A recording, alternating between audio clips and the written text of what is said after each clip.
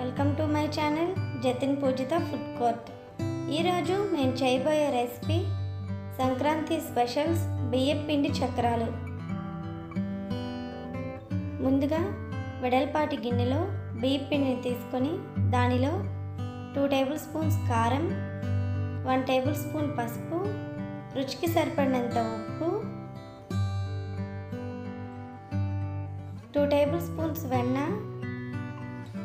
ఇలా వెన్న వేసుకోవటం వల్ల చక్రాలు చాలా క్రిస్పీగా వస్తాయి. బాగా కడిగి శుభ్రం చేసుకున్న వాము 2 టేబుల్ స్పూన్స్,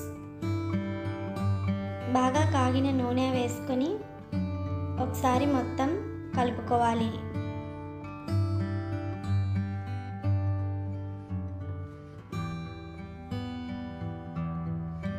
ఇలా మొత్తం కలుపుకున్న తర్వాత కొంచెం కొంచెం నీళ్ళు వేసుకుంటూ పిండిని ముద్దలాగా కలుపుకోవాలి.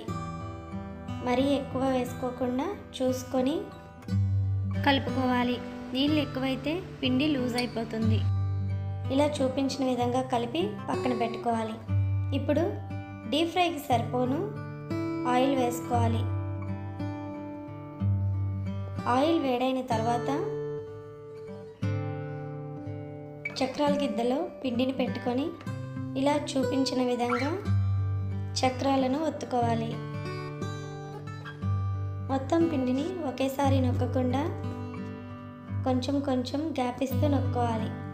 మొత్తం ఒకేసారి నొక్కితే ఆయిల్ పొంగిపోతుంది. ఇలా చక్రాలు ఒకవైపు కాలిన తర్వాత వేరే వైపుకి తిప్పుకొని కాల్చుకోవాలి. ఇలా రెడీ అయిన తర్వాత వీటిని ఒక ప్లేట్లోకి తీసుకోవాలి.